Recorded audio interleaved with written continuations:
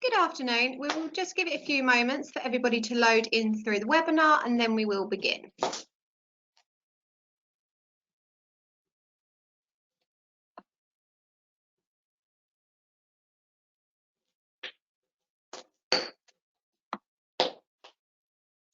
So good afternoon and welcome to our Canine Therapy Degree Programmes webinar.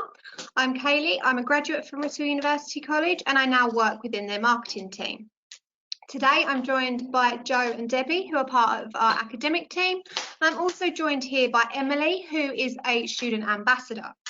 Before I hand you over to the academic team, I'm just going to give you a brief introduction to Whittle University College and why it's a great place to study. So firstly, what you're going to learn from today's webinar. So as I say, I'm going to give you a brief introduction to Whittle University College. Then going to get a detailed explanation and understanding of the courses that we offer at Whittle in canine therapy. Obviously, you're going to get a student's perspective, what it is like to be a student at Whittle.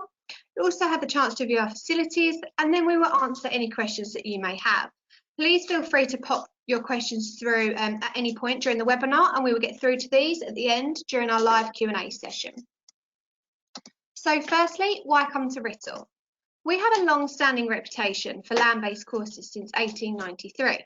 We are located in rural Essex, we are close to Chelmsford, and we have some great transport links. We are a small and specialist institution, friendly, welcoming and supportive. And we have a great community feel, meaning that it is an easy stepping stone if you're coming to us straight from school or college, or if you're looking to get back into education. At Whittle, we offer a wide range of subjects and facilities, and we give that ideal blend of theory and practical learning. As well as great academic teams, we have some fantastic support services that are there to ensure that you succeed and that you make the most out of your student life. So I'd just like to shout about our National Student Survey results that we had in 2020. So we got a 92% overall student satisfaction, which allowed us to rank highest in our university sector institution in England. This is from what our students think about us. So talking about our facilities, we have a large open campus of around 480 acres and we are surrounded by beautiful gardens and countryside.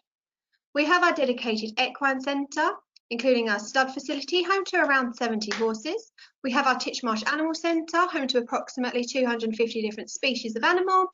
We have our Canine Therapy Centre, our 100-acre working farm. And then on our main campus, we have our library, our careers advisory service. We also have our purpose-built higher education study hub. We also have 14 halls of residence, and we have our garden room restaurant, our Time Out Cafe, and our Starbucks pod. As well as this, on our main site, we have our recreation and fitness centre, and this includes our gym and free weights room. We also have our design studios, our research labs, our glass houses, and a multi-faith room. So we are located in a fantastic location in a beautiful Essex village.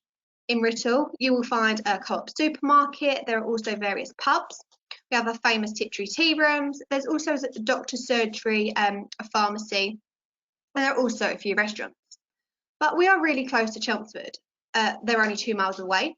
And at Chelmsford, taking a break from studying, you can go and check out the fantastic shopping centres. We have a trampoline park. We also have an Everyman cinema and a new leisure centre. Most of our student nights out take place in Chelmsford, and in Chelmsford you will find plenty of pubs, clubs and bars there to satisfy all budgets and music tastes. If you're looking for a day trip out while you're studying, just looking at a little bit further away, we are just less than 40 minutes from London, just a 40-minute drive to Southend Seafront, and only a half an hour drive from Stansted Airport. So university is a big step in life, so living away needs to have that home from home experience. And all of our halls of residence are located on our main campus. And as I mentioned, we have 14 halls of residence, totaling with around 400 rooms. We offer a range of room options, from a single room to a double ensuite, depending on your budget and your preference. Our accommodation has a common room and lounge with a small kitchen for making snacks and also for making meals at a weekend. Including in your accommodation price is a meal allowance, and you can use this within our garden room restaurant, our Time Out Cafe and our Starbucks pod. Our Time Out Cafe sells groceries and snacks. We have a laundrette on site which you can use via an app on your mobile phone. And all of our first year students are guaranteed a place in our halls of residence. So as well as a great academic team, there is also a life outside of learning. And at Writtle, we have some fantastic support teams, from our learning support and our wellbeing teams to our student success team and our career support. We have a welcoming students union, and the students union are there to help with the social life, activities and clubs. This year, things had to be a little bit different and we had to make them COVID safe. So for this year, we put on some SU bar events. We've also been putting on some online fun activities. Back when things are normal, the SU is responsible for our themed fundraising nights, also sports and societies, as well as social nights. They are a small and friendly students union team, and there are opportunities for you to get involved with them outside of your studying. So before I hand you over to the academics, I'm just going to show you a brief video about Writtle.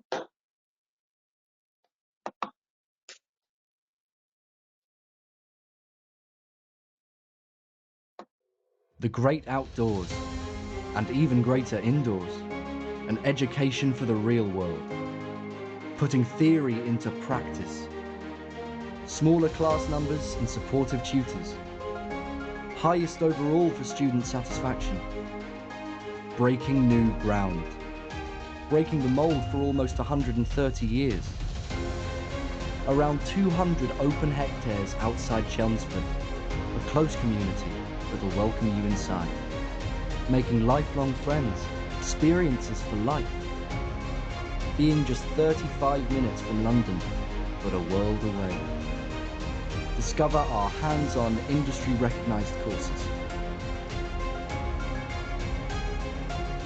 putting theory to the test, putting alumni in high places, putting your career first, putting science into practice. So that is just a little bit of a whistle-stop tour introducing you to Writtle University College. So I am now going to hand you over to Jo, who's going to talk to you more about our canine courses at Writtle. Good afternoon, everyone. I'm just trying to share my screen with you. Can you confirm you can see my screen? I can't see your presentation yet, Jo. I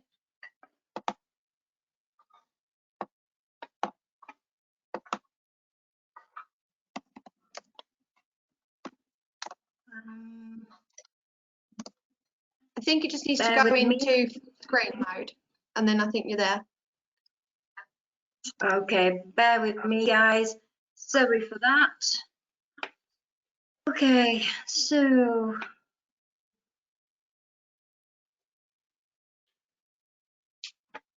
okay, let me try this way.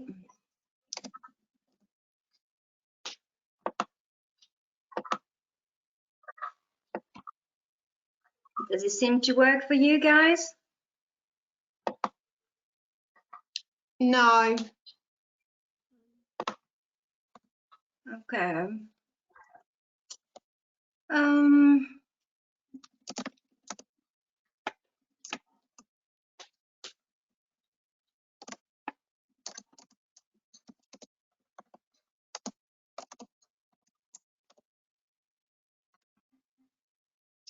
What about now?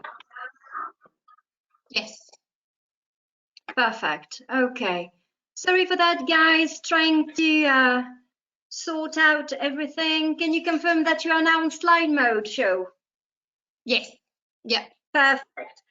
Okay. Thank you very much for your patience, guys, and apologies for the technology tweaks, but sometimes this is what you have to do. So my name is Jo Adams. I'm the course manager for Canine Therapy. And today I'm going to talk to you about the course, giving you an overview of not only the Canine Therapy BSc, but also the Deep HE Canine Study and the Third HE Canine Studies. So the BSc itself is a 3-year program, full-time. However, if you are interested, you can contact me directly and we can discuss part-time options. We will be focusing in this program on mainly 2 components, hydrotherapy and massage therapy. For that reason, our program includes an industry-recognized hydro qualification that you will do over your 2nd and 3rd year at no extra cost.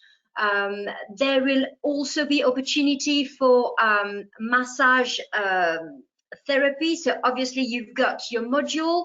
The paperwork has actually been accepted and your module corresponds now to 30 credits from entry 2020 instead of 15 as originally designed. But again, there will be other options when it comes to massage as we work with other partners if you want to do some extra qualifications, however, at extra cost. Obviously, student finance will be available for the 3 years of the course. So that was about the BSc. However, we also offer a Cert HE in Canine Studies and a Deep HE in Canine Studies. The Cert corresponds to the 1st year of the BSc, when the Deep corresponds to the first 2 years.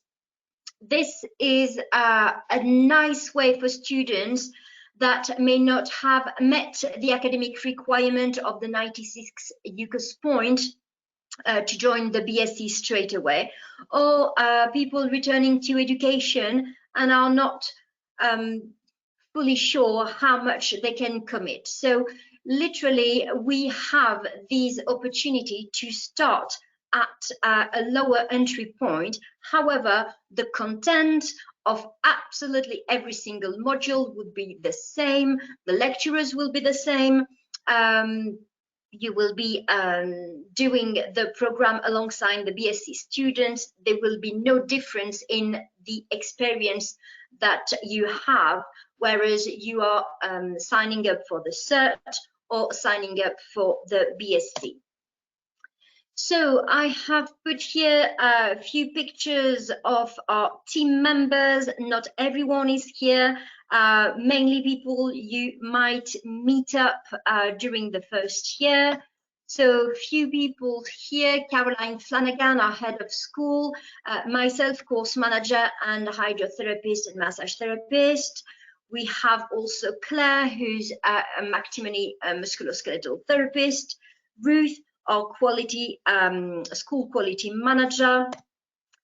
Phil does a couple of lessons and is an animal therapy specialist. Roberta is our biomechanics specialist. She's also a vet. Chloe will teach you anatomy. Lauren also teach on the hydrotherapy modules. And Debbie, that is in this meeting today with us, is our behavior specialist. So this is a quick overview of our campus. The good thing about our resources is no matter where you are and which way you go, you will always find something.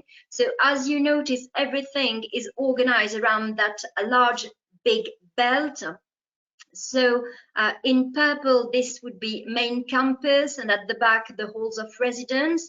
If you keep going left, you will have the Teach March Center, our main canine unit. Keep going left, the Sturgeon Farm. However, we don't have any lessons taking place there, but ideal if you want to go and check on the cute piglets.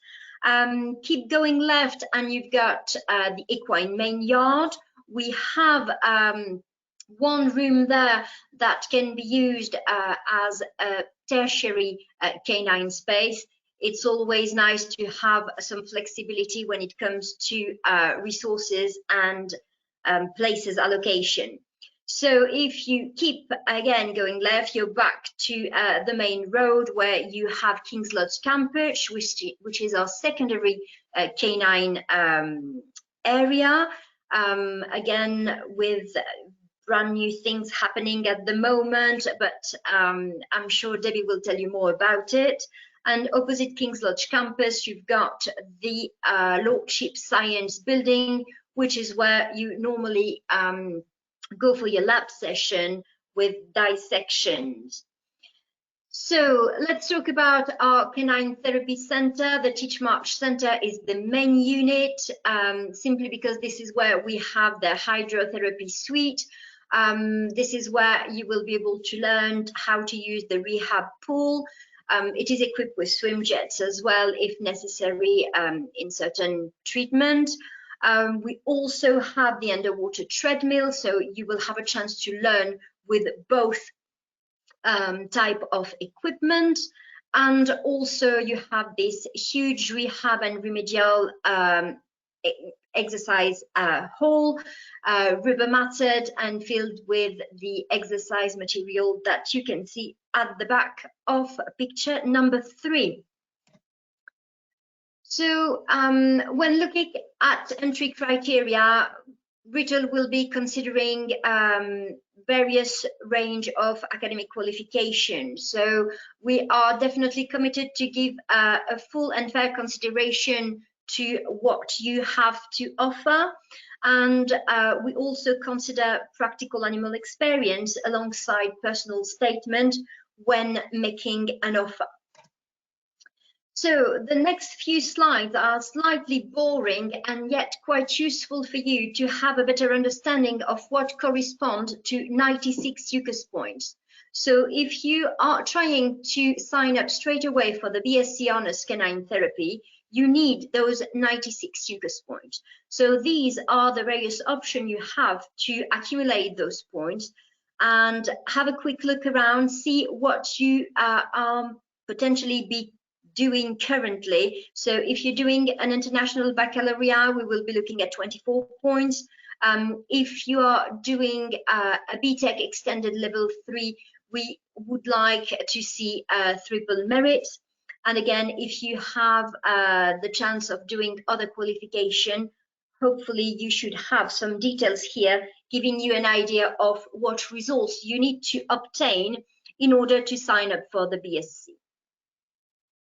Same slide, but for the Diploma of Higher Education or Deep HE Canine Studies. In order to sign up for year 1 and 2, before obviously topping up, you have to accumulate 80 UCAS points.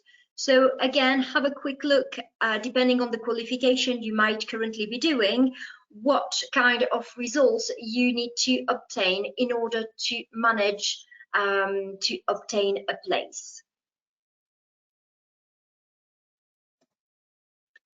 And now for the Cert HE Canine Studies. So again, the Cert HE is our lower entry points requirement with 48 UCAS points that needs to be obtained. Again, have a quick look at what is needed if you are hoping to sign up for the first year before obviously signing up then for the second and the third year.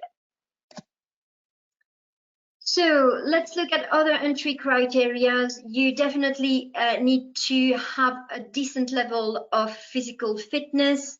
It is quite important. It's quite tough on the knees when you are kneeling down with dogs. It's quite physically demanding when you are in the pool or the treadmill. So let's make sure that if you come on the course, you have this decent level of physical fitness. You also need to demonstrate animal handling experience that correspond to 50 hours with dogs, and that needs to be evidenced during your application via reference letters. Those 50 hours need to be done under the supervision of a recognized provider who will be able then in his letter, his reference letter, to vouch for your skills. I have to insist that owning a dog does not constitute evidence. However, if you are competing with your dog, agility, flyball, or other disciplines, this is definitely something that I may take into consideration. Let's have a quick look at the course structure. So level 4 corresponds to the first year, level 5 the second year, level 6 the third year. This is an overview of the modules that you will be doing. So let's get a little bit into the nitty-gritty details of that. Year 1, Introduction to Professional Skills, will give you a good understanding of the canine industry and give you also the right tools for academic writing, for example. Then you've got your core science module, that would be canine anatomy and physiology in semester 1, functional anatomy in semester 2, will build on the acquisition of semester 1 module. Introduction to biomechanics will again give you an idea of how animals move. Nutrition and feeding again is an important factor when you look at dogs in general and having an understanding of how to feed them. Canine behavior management will give you, again, a very strong framework in order to understand canine, and that would definitely underpin the module Introduction to Canine Therapy, being able to obviously start looking at being a bit more hands-on with the dog, but being safe because you know precisely how to read behavioral signals. Looking at level 5, business skills will cover, even though it's 15 credits, 2 semesters. It's a nice way for you to get the right tools to open up your own center or your own practice. Research methods would be, again, fundamental to underpin the capstone project at level 6. I will come back to that in a minute. Canine health, disease and pain management would detail, well, how canines should be, how they are when they are not well, and what we can do to help them from a pain management perspective. Exercise phase will be built on the acquisition of nutrition and feeding, looking particularly at athletes. Extrinsic factor will look at the various external parameters that can affect canine function in general terms. Then hands-on modules, you will have animal therapeutic techniques that would obviously underpin your canine hydrotherapy in semester B. Looking at level 6, we've got the capstone project, which is your dissertation module. However, we offer for capstone more than just the traditional dissertation. We are very proud of this module because it gives our students a chance to really refine their profile when it comes to what they have to offer to potential employers. So for that reason, you can not only do a general dissertation, a trial, but you can also do a systematic review, a consultancy project, or other work such as working with school, communication projects. So various options that you have here that broaden the horizon of the traditional dissertation module. Animal in motion would be reinforcing what you have learned at level 4 in biomechanics. Sports meds will look again at reinforcing what you have seen doing exercise physiology as well as extrinsic factor. Massage therapy will definitely come handy to enhance the skills that you would have started to develop looking at animal therapeutic techniques and introduction to canine therapy. So again, enhancing your massage techniques. And finally, as you can see at the bottom, there is hydro at level 6. So again, this is where you will be able to finalize your hydrotherapy qualification. And we have ethics and welfare, quite interesting modules, not only to help you reflect on the industry and what you have seen from level 5, but also giving you opportunities if you want to turn towards postgraduate studies. We offer indeed a very interesting master's in conservation and welfare. So this is a good overview of the course structure. A few details regarding the clinical component. You've got an OSPI to pass in year 1 as part of canine behavior management module. In year 3, you've got 2 OSCEs, and that would be in massage therapy and in hydrotherapies. These 2 modules are core. They are protecting the title of the award, and therefore they must be passed if you want to achieve the BSc honours. So, few details regarding membership option upon graduation. As you will be a fully qualified hydrotherapist, you can become a CHA or NACH member. Our courses are accredited by AHPR. They offer membership for both register, massage and hydrotherapy. So again, that would be your chance to sign up with these accrediting bodies. I think I have covered everything, so I will just thank you very much for your attention. I know I've been bombarding you with lots of information, so happy to answer now any questions that you may have. Thank you. Perfect, thank you very much. So we will just bring up your questions for you so we can get those answered. Just before we do so, I just want to let you know where you can find some more information on what Jo has spoken about. So firstly, obviously we have our website, and we are running one-to-one sessions this coming Wednesday, the 27th of January. You will be sent a link on how to book this tomorrow. Alternatively, you can scan the QR code that has appeared on your screen now. And we also have our virtual open day hub, which is a site where you can access course presentations, you can look at the kind of staff members, you can check out our support services, and just kind of have a feel about Writtle. There's also you'll be able to see our 360 tour as well, so you can kind of go in and see our animal centre, you can visit our main campus. There's lots of different ways for you to kind of find out about us virtually. Unfortunately, due to the current situation, we cannot allow you on site, so these are different options for you to take a look.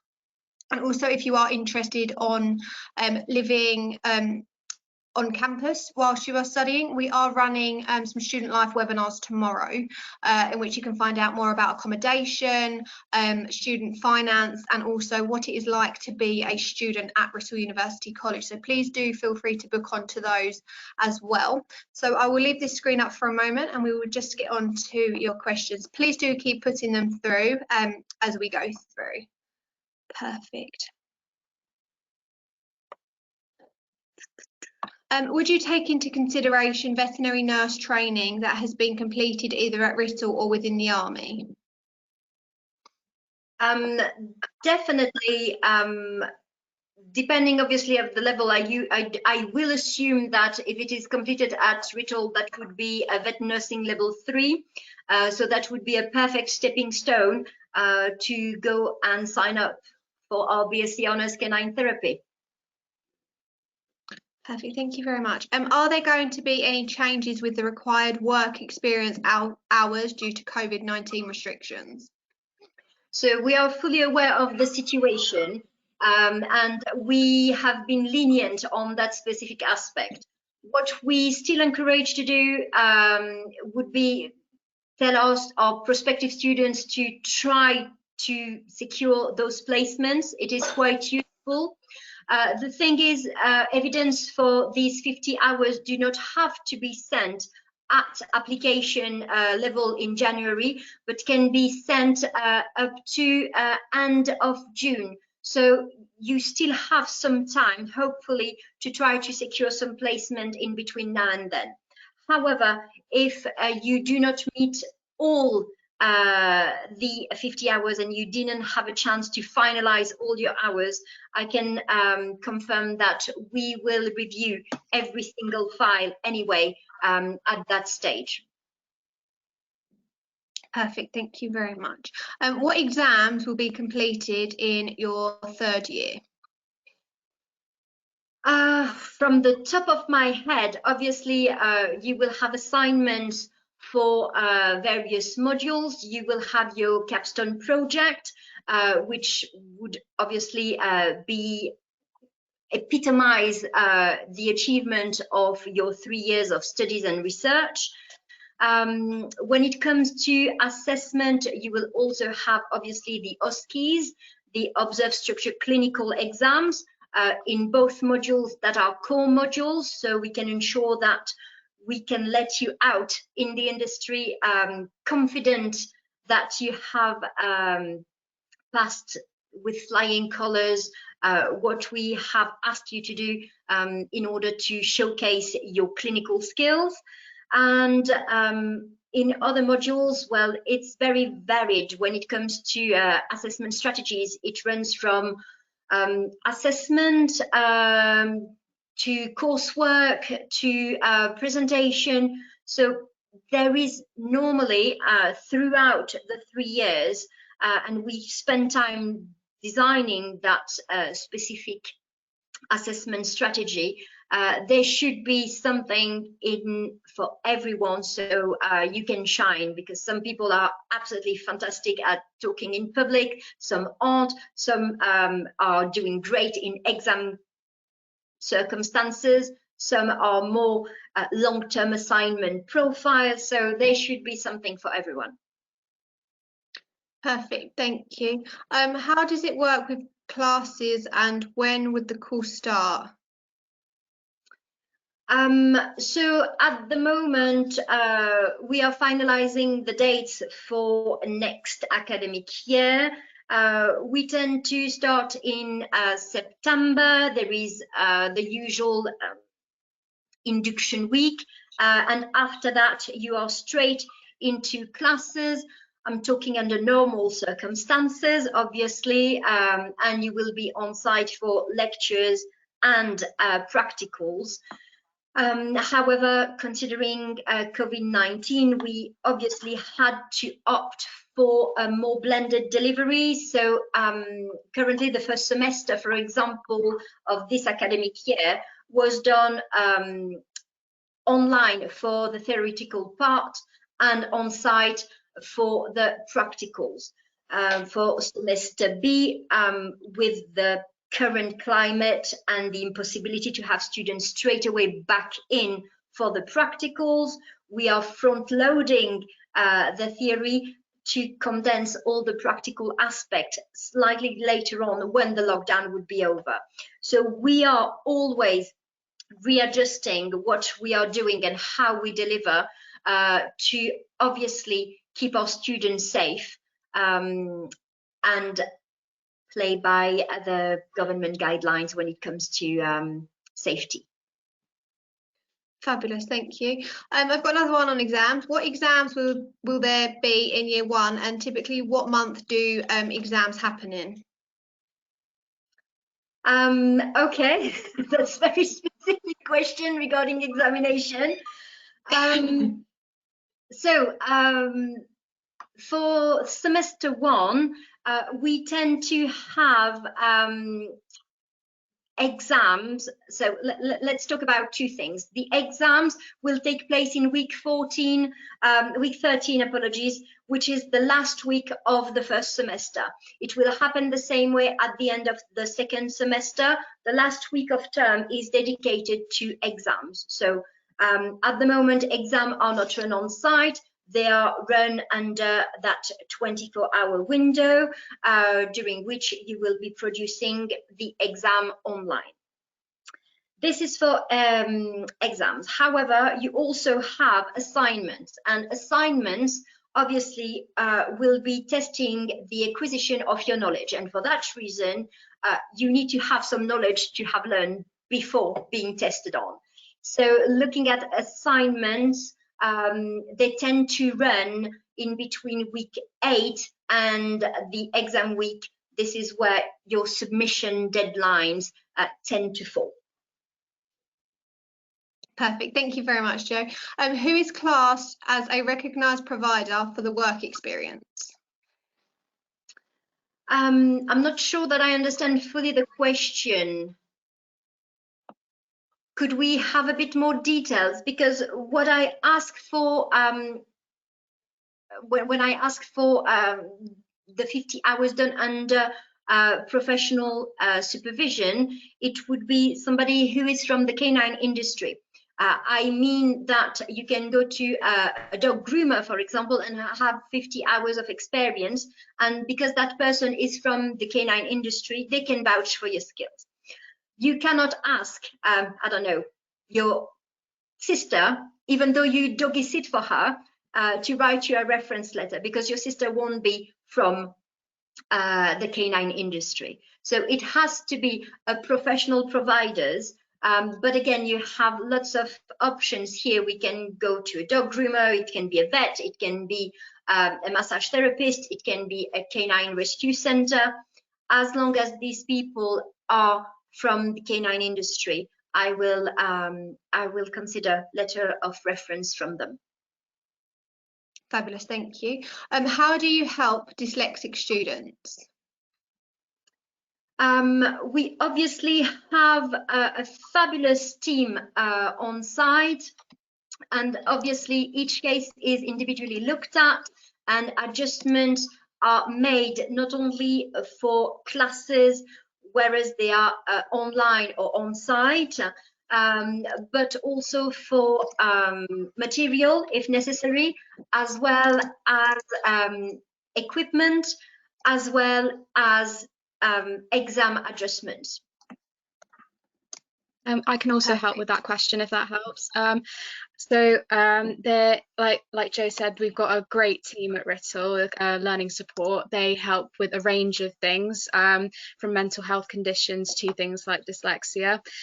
They're always on hand in exams as well. So I've got a friend who suffers with dyslexia, and she is provided with a reader and with some extra time during exams, and I think you can also apply for extenuating circumstances with assignments in terms of that as well. So there's definitely a lot of help available. Don't be afraid to ask, because they are a lovely group of people. Oh, fabulous. Thank you very much for that. Emily, while you're there, I've got another one for you. How have you dealt with teaching through the pandemic, and how supportive have the teachers been? How have they supported you? Sorry, that was a long one. It's obviously been an adjustment. I mean, nobody predicted that this would happen, so everyone has been really great at adapting to the situation. The lecturers have been really supportive. They're always on hand via email if we need to question about our assignments. I mean, even over Christmas break, when they weren't supposed to be working, I was always badgering them with emails, and they'd always come back to me as soon as they could. So it was fantastic. The IT support team have also been really great, because obviously it's a challenge to go from face-to-face learning, just walking into a room and just learning from there, to doing it all on your computer except for practicals. But yeah, they've been really great at helping with any IT issues and things, and getting us to use Teams and Microsoft Teams and Zoom and all that malarkey. Yeah, they've been great with practicals as well, because obviously a lot of the courses at Writtle are practical based, and they've been trying their hardest to keep the practicals as face-to-face as they possibly can, and obviously keeps it interesting. But yeah, I mean, it's definitely been an adjustment, and with the exams being online as well. But I think that this university has been really great, and they've done everything that they possibly can do. Like the wellbeing team as well, they've been fantastic with helping me manage anxiety over the pandemic, because of course that's been really hard. yeah, I think it's been definitely an adjustment, and it's been difficult to get through, but it's like motivation and stuff. But it's just nice to know that you've got a team of people at Writtle that are really supportive and they really want you to do well. So just knowing that makes it all the more easy. Yeah. Perfect. Thank you very much for that, Emily. You mentioned in one of the earlier questions about assessment methods. Could you talk a little bit more about the different types of methods that you use to assess us, exams, assignments, etc.? Sure. Debbie, do you want to talk, considering that you are teaching various modules, do you want to talk about the assignment of these specific modules? Yeah. They are quite varied. Yeah, I can certainly talk about my ones. So I teach you canine behaviour management in the first semester, and the assignment for that is a written report where you look at a video of a dog and you have to talk about the behaviours that you're seeing and interpret those, and think about how you might go about managing that in a therapy situation, and you write a training plan as well for that. So my module covers a lot of the background of behaviour and how you might think about training an animal to help you in therapy situation.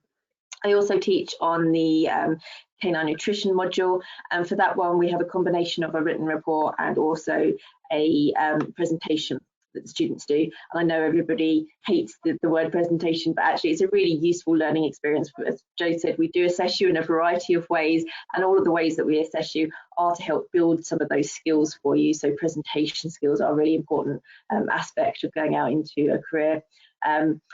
I don't know of any of the other modules, Jo, that might be assessed in a slightly different format. Obviously, we have the practical assessment for canine behaviour management as well, which is I was thinking if you could detail slightly professional skills, because again, it's quite an interesting format. Yes. Yeah, so for that one, you produce a portfolio of evidence, and this has a whole range of different types of skills in there. So you'll be producing a scientific poster, you do a business case study where you'll interview somebody and you'll represent the information there. You produce it all onto a website, so you develop your IT skills of actually being able to create a website, which obviously going into industry is really, really useful, because then you are able to do that yourself and save money.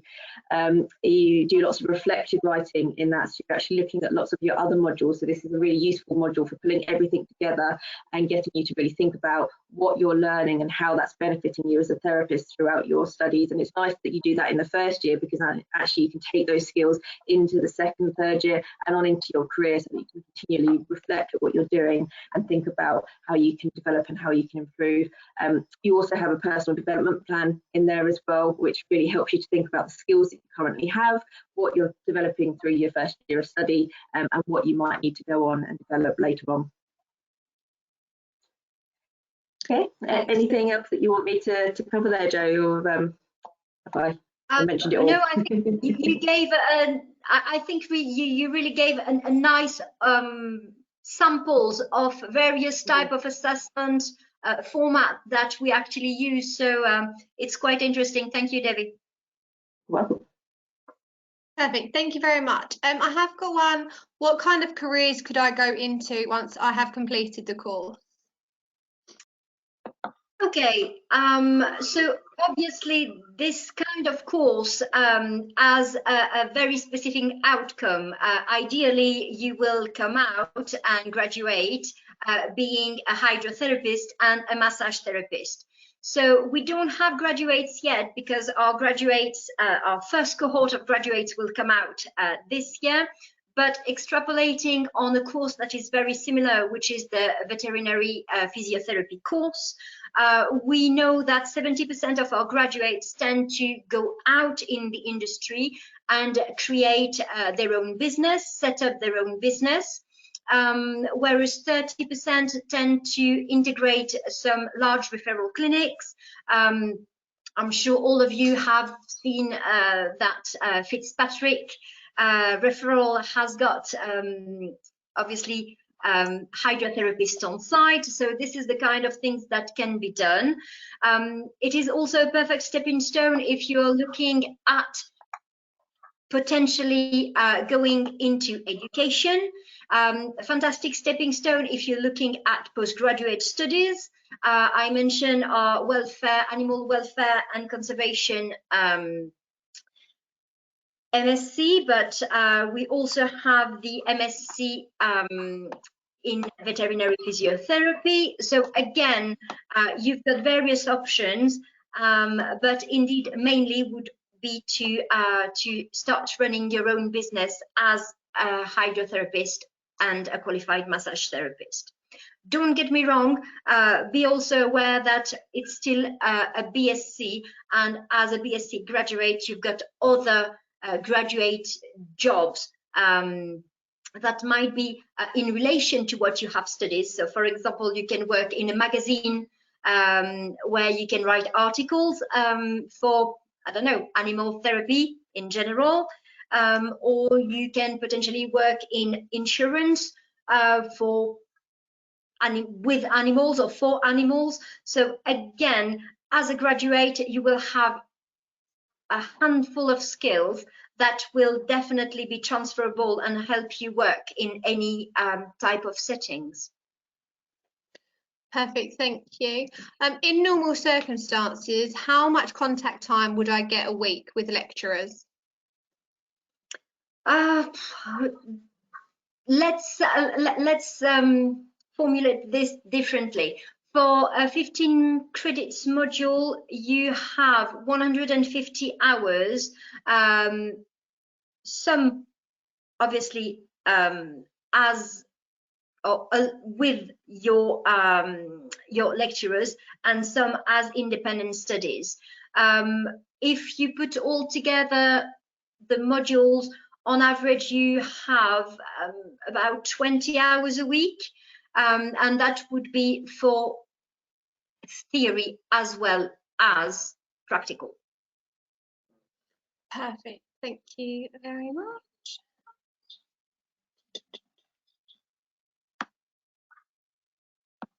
On average, what are the class sizes? Debbie, do you want to give an idea of what we run cohort-wise? Yep, so the canine cohort is normally between about 12 and 16 students, which for some of those practical sessions works really nicely. We do sometimes split you down as well, so that Joe will take half a class and I'll take half a class, so that we can give you a really a small group size where you get to work in those practical sessions with the dogs and get a bit more hands-on. The class sizes do vary though, so sometimes you will be with other cohorts of students, so you might share a module with veterinary physiotherapy, for example, so there will be sometimes when you're in a lecture with a larger number of students, there might be closer to 100 of you in total, and the other times it will just be the canine guys, so it'll be a much smaller group, which is nice and intimate really, and gives you that opportunity to have different teaching styles as well. So when there's a smaller group, it can be a more intimate teaching style. You get more opportunity to ask questions and have conversations as we're going along, which I think students really enjoy. Perfect, thank you very much. I have got one question that I've got to split it half. Emily, I'll give this bit to you first. But just give a brief overview, but please do look on to our student life webinars tomorrow for some more information about living at Writtle. Just would I be able to live at Writtle? Yeah, absolutely. I think we've got about 14 halls of residence that are all great. It depends on like budget and your preference, obviously. So we've got, I think it's like from a small room with a basin to a double ensuite. There's a lot of people on campus who live on site. I mean, I've lived on site all throughout my first year and into my second year. I've recently given up my halls, so I'll be able to give you perspective of both environments soon. But yeah, it's nice to be on campus. It's a lovely location, lovely scenery, and you get meals for throughout the week as included as part of your payment for your accommodation. as well, and obviously you can cook for yourself at the weekends, which is nice. But yeah, it's a great place to live and get to know people, especially during your first year. I really enjoyed my time on campus, living on there in my first year. But yeah, it's a nice way to get to know people, not just on your course, because you get thrown in a hall with a bunch of people from all sorts of courses. So it's a nice way to meet lots of different people with a range of backgrounds and on a range of courses. So yeah, absolutely, it's a great place to live. Perfect, thank you, Emily. And then the second part of it, would I be able to start the course in November? Oh, go on, I was going to say, as Joe mentioned, the semester starts in September, towards the end of September. So if you were to start in November, you would have missed quite a lot of the teaching already. So it would make it incredibly difficult to be able to catch up, I think, and get those assignments done that are due in the first semester in December. I don't know if Joe's got anything that she wants to add to that. Yes, if I may add, I would suggest that if you cannot make the traditional, induction week, more than 2 weeks post day one, and you start struggling to catch up. So that would give you an idea. First week, everybody's trying to find their marks. Second week, you are already starting deep on content. So I would not wait after at the latest the second week of the term. Perfect, thank you very much. So we have got time for a couple more questions. If you do have your questions, please pop them through. We'll get those answered for you. If you do think of some questions after the webinar, as I say, please do book onto a one-to-one session that are running this coming Wednesday, the 27th of January. And before we leave you, I will show you a brief video on how to access our virtual applicant hub. So please do take a look on that as well to get some course information if you wish. So if you do have some more questions, please pop them through. If not, we can end the webinar there. So we'll give it a few moments and see if any other questions pop through.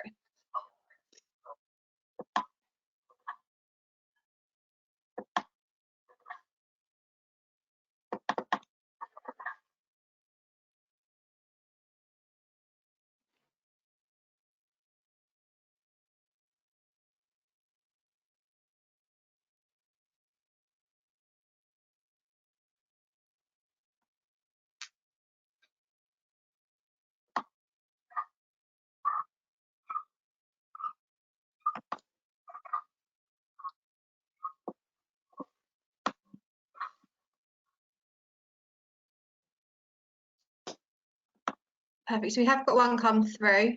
Thanks, Debbie. Would I be able to come out of uni for my sister's wedding? Obviously, students have a life outside uni. So again, it's all a matter of planning ahead, making sure that obviously you let your lecturers know, but yes, you are entitled to have some personal time, and if it takes taking one day off uni just to go to your sister's wedding, yes, definitely something to consider. Perfect, and I also think just like to add to that from my time at studying, I know my friend was in a similar experience. Her stepfather was getting married abroad, so she kind of spoke to the lecturers, and then she managed to kind of get her assignments in a little bit earlier, because you can submit, I don't know if it's still the same, I assume it would be, you can submit them a bit earlier, you don't have to wait until the deadline. So providing there aren't exams, you can get those assignments handed in if they're around that time, and then obviously you can then focus on the wedding and not necessarily your assignments. So I think you've just got to learn to balance life. University is great, it's hard, but it's a bit like normal working life as well. You would go to a wedding, then you would just make sure that all your priorities were done with work. So it's definitely doable. I just think you have to kind of work out your work-life balance, really. So for the moment, I can't see any other questions that have come through. So we will end the webinar there. as I say one more time, please do book onto a one-to-one session if you have any other questions for the academic team after this. But that will be it from us. I will just show you a short video on how to access our hub. So enjoy the rest of your weekend, and we hope to see you in September.